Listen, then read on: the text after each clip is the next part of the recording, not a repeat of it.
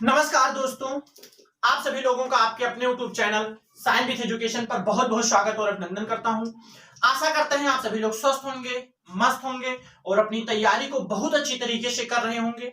पिछली क्लास में हम लोग पढ़ रहे थे ज्वालामुखी के बारे में, जिसमें ज्वालामुखी क्या होती है, किन्हें कहा जाता है और ज्वालामुखी क्रिया कैसे होती है, इन सब के बारे में हम लोग पिछली क्लास में बहुत अच्छी तरीके से समझे और पढ़े थे। आज की क्लास में हम लोग पढ़ेंगे रॉक्स के बारे में, जो चट्टान होते हैं इनके बारे में। तो बिना किसी देरी के सबसे पहले हेडिंग डालिए चट्टान। चट्टान जो रॉक्स होते हैं इनको समझेंगे आज हम लोग, ठीक है। अब यहां से समझिएगा कि जो रॉक्स होते हैं तो स्थल मंडल में पाए जाने वाले जितने भी पदार्थ होते हैं उन्हीं को रॉक्स कहा जाता है या चट्टान कहा जाता है। ऐसे एक लाइन में फिर से समझिए कि जो हमारे पृथ्वी का सतह होता है, स्थल मंडल होता है, उस पर जितने भी पदार्थ पाए जाते हैं उन्हीं को चट्टान कहा जाता है या रॉक्स कहा जाता है। तो सबसे पहला पॉइंट इसमें नोट करिएगा कि स्थल मंडल में पाए जाने वाले सभी पदार्थ को चट्टान कहा जाता है। यहां से लिखिएगा स्थल मंडल पर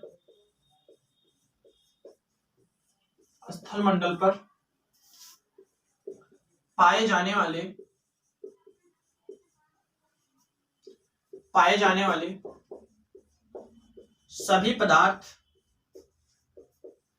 को चट्टान कहा जाता है या रॉक्स कहा जाता है।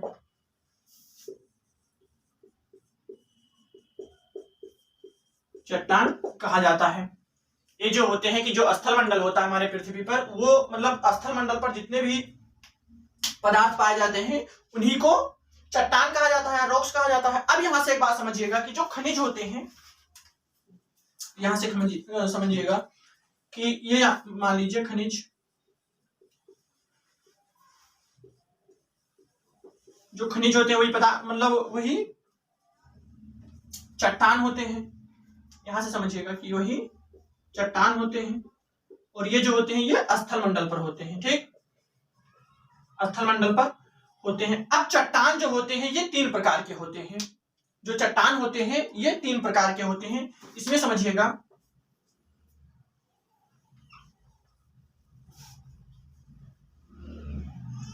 चट्टान की जो प्रकार है वो तीन प्रकार के होते हैं।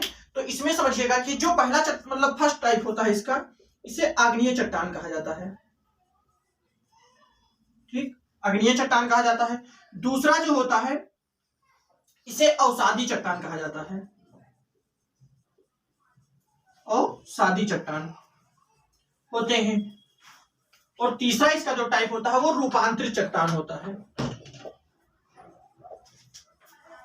रूपांतरित चट्टान, ठीक है।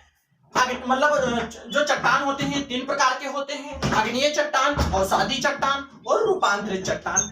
अब यहां से समझिएगा कि जो आग्नेय चट्टान होते हैं ये चट्टान मैग्मा जो होता है, मैग्मा ठंडा होने पर बनते हैं। जो मैग्मा होता है हमारे पृथ्वी के नीचे, तो जो आग्नेय चट्टान होते हैं जब मैग्मा ठंडा होता है तब इनका निर्माण होता है आग्नेय चट्टान का। और जो अवसादी चट्टान होते हैं तो आग्नेय चट्टान जब टूटते हैं तो उन्हीं से अवसादी चट्टानों का निर्माण होता है। फिर से समझिएगा कि जो आग्नेय चट्टान होते हैं उनका निर्माण तो जब मैग्मा ठंडा होता है तब इनका निर्माण होता है आग्नेय चट्टानों का।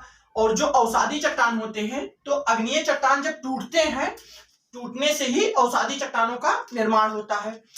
और ये जो रूपांतरित चट्टान होते हैं, जो रूपांतरित चट्टान होते हैं, इसमें समझिएगा कि ये चट्टान जो होते हैं ये ताप और दाब के कारण जो होते हैं ये परिवर्तित होते रहते हैं, मतलब रूपांतरित करने लगते हैं। इनके नाम से ही आप जान सकते हैं कि जो रूपांतरित चट्टान होते हैं वो बदलते रहते हैं। तो इसको आप सभी लोग नोट कर लीजिए, फिर हम लोग नेक्स्ट पॉइंट में समझेंगे। एक बार फिर से समझ लीजिए इस पर। चट्टान की अगर बात किया जाए तो चट्टान जो होते हैं स्थल मंडल पर पाए जाने वाले सभी जो पदार्थ होते हैं, यहां लिख लीजिएगा कि जो पदार्थ होते हैं सभी पदार्थ को, सभी जितने भी पदार्थ होते हैं उन्हीं को चट्टान कहा जाता है। और ये जो होते हैं ये खनिज से मतलब चट्टान होते हैं, ये स्थल मंडल पर होते हैं। चट्टान जो होते हैं ये तीन प्रकार के होते हैं, अग्नीय चट्टान, अवसादी चट्टान, रूपांतरित चट्टान। अग्नीय चट्टान जो होते हैं ये जब मैग्मा ठंडा होता है तब इनका निर्माण होता है।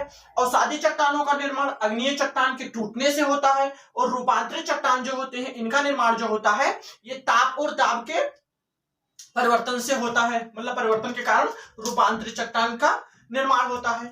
तो अब इसको आशा करते हैं आप सभी लोग नोट कर चुके होंगे। अब यहां से सबसे पहले हेडिंग डालिए अग्नीय चट्टान, एक एक करके हम लोग समझते हुए और आगे बढ़ेंगे। तो इसमें सबसे पहली हेडिंग डालिए अग्नीय चट्टान।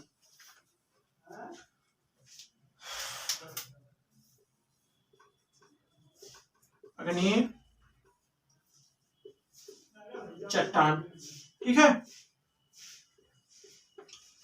तो अग्नीय चट्टान की अगर बात किया जाए तो इसमें सबसे पहला पॉइंट लिखिएगा कि जब मैग्मा ठंडा होता है, मतलब धरातल पर जब मैग्मा ठंडा होता है तभी अग्नीय चट्टानों का निर्माण होता है। तो इसमें सबसे पहला लिखिएगा इनका निर्माण जो होता है मैग्मा ठंडा होने से होता है। इनका निर्माण मैग्मा ठंडा होने से होता है। मतलब जो अग्नीय चट्टान होते हैं ये नए जब मतलब जो इनका निर्माण जो होता है वो जब मैग्मा ठंडे होते हैं तभी अग्नीय चट्टानों का निर्माण होता है। अब इसमें नेक्स्ट पॉइंट लिखिएगा कि जो अग्नीय चट्टान होते हैं इसमें जीवाश्म और पेट्रोलियम पाया जाता है। मतलब अग्नीय चट्टान में जीवाश्म और पेट्रोलियम पाया जाता है। तो इसमें नेक्स्ट पॉइंट लिखिएगा कि इसमें जीवाश्म और पेट्रोलियम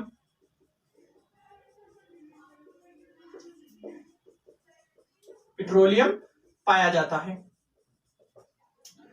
अग्नीय चट्टान में जीवाश्म और पेट्रोलियम पाया जाता है।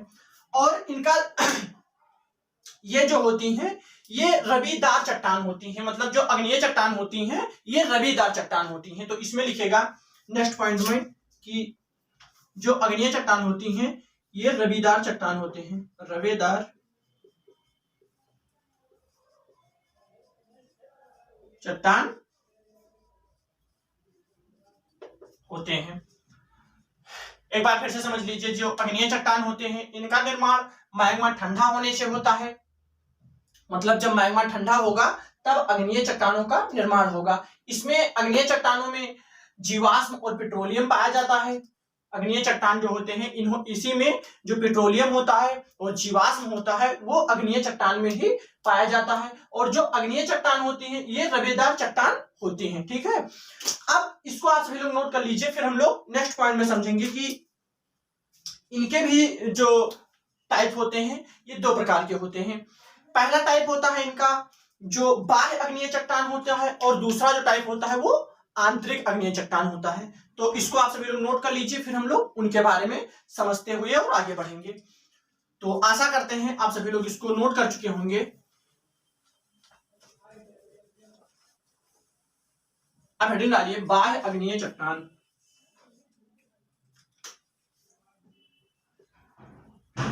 बाह्य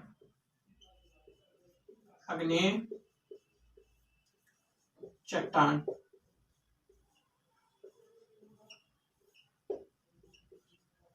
हेडिंग डालिए बाह्य अग्नीय चट्टान। अब यहां से ये समझिएगा कि जो बाह्य अग्नीय चट्टान होती हैं इनका निर्माण कैसे होता है, मतलब ये कैसे बनते हैं, ये क्या होते हैं, इनके बारे में समझिए। कि जो बाह्य अग्नीय चट्टान होते हैं जब तरल मतलब जो मैग्मा होता है, तरल मैग्मा जो होता है और लावा जो होता है वो धरातल पर ठंडा होता है तब बाह्य अग्नीय चट्टान का निर्माण होता है। समझिएगा, यहां से लिखिएगा तब समझ में आएगा। जब तरल मैग्मा और लावा धरातल पर ठंडा होता है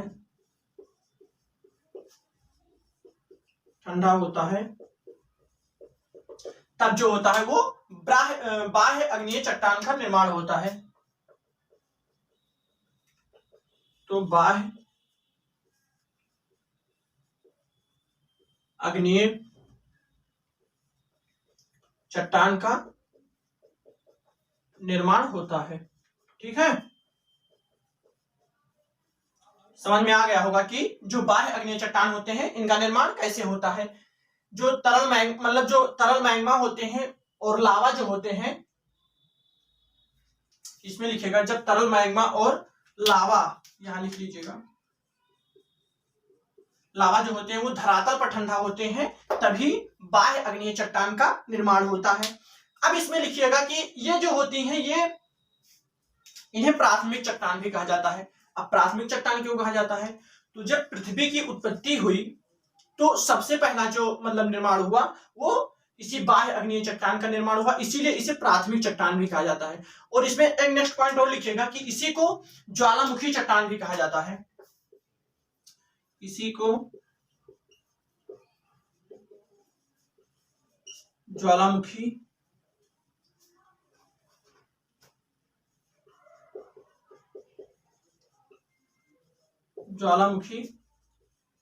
चट्टान भी कहा जाता है।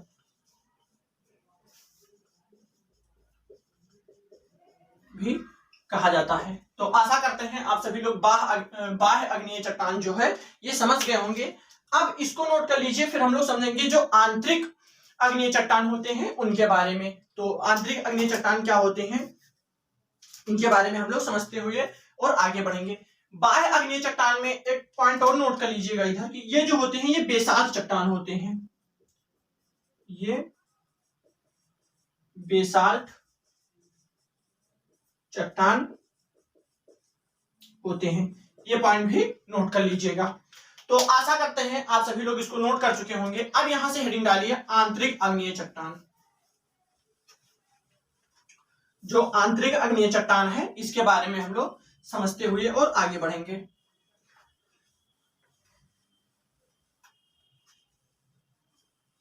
तो सबसे पहले हेडिंग डालिए आंतरिक अग्नेय चट्टान, ठीक है। आंतरिक अग्नेय चट्टान। अब बाह्य अग्नेय चट्टान में क्या था कि जो मैग्मा था और लावा था वो धरातल पर ठंडा होता था, तो बाह्य अग्नेय चट्टान का निर्माण होता था। और जो आंतरिक अग्नेय चट्टान है इसमें जो मतलब लावा और मैग्मा है वो धरातल के नीचे जमते हैं तभी आंतरिक अग्नेय चट्टान का निर्माण होता है। तो इसमें लिखेगा सबसे पहला पॉइंट कि जब मैग्मा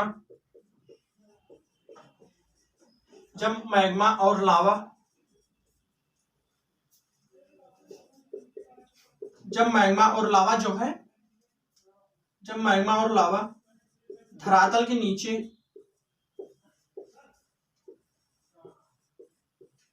जमते हैं तब आंतरिक अग्नेय चट्टान का निर्माण होता है। आंतरिक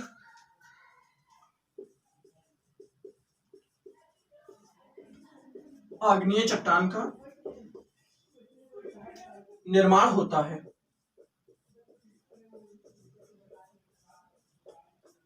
ठीक है।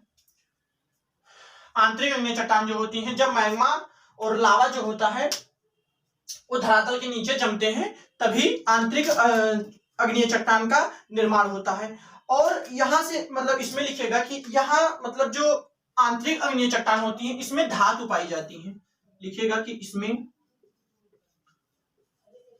धातु पाई जाती हैं। और इसके एग्जाम्पल में लिख लीजिएगा, इसका जो एग्जाम्पल है ग्रेनाइट चट्टान लिख लीजिएगा। ग्रेनाइट चट्टान जो होती हैं वो आंतरिक अग्नेय चट्टान का उदाहरण होती हैं। एक बार फिर से समझिए, आंतरिक अग्नेय चट्टान जो होती हैं तो इनका निर्माण कैसे होता है। तो सबसे पहले ये समझ लीजिए कि जब मैग्मा और लावा जो होता है वो धरातल के नीचे जमते हैं, तो जब जमते हैं तभी आंतरिक अग्नेय चट्टान का निर्माण होता है। आंतरिक अग्नेय चट्टान में धातु पाई जाती हैं और आंतरिक अग्नेय चट्टान की अगर एग्जाम्पल की बात किया जाए तो ग्रेनाइट चट्टान जो होती हैं और बहुत सारी चट्टानें हैं जो आंतरिक अग्नेय चट्टानों की उदाहरण है। तो ग्रेनाइट चट्टान जो है वो आंतरिक अग्नेय चट्टान का उदाहरण है।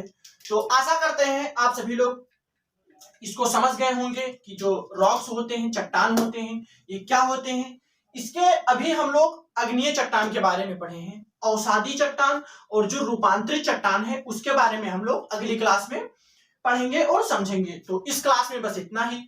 आपको क्लास कैसे लगी कमेंट बॉक्स में जरूर बताएं, और आप सभी लोगों से निवेदन है कि अपने क्लास को सभी दोस्तों में शेयर करें, सब्सक्राइब करें और लाइक करें, बेल आइकन प्रेस करना ना भूलें, जिससे कि जो हमारे क्लास का नोटिफिकेशन होता है वो आप सभी लोगों तक सबसे पहले पहुंचे और अपनी तैयारी को बहुत अच्छी तरीके से कर पाए और अपने सपनों को साकार कर पाए। तो मिलते हैं अगली क्लास में एक नए उत्साह और नए उमंग के साथ। तब तक के लिए जय हिंद, जय भारत।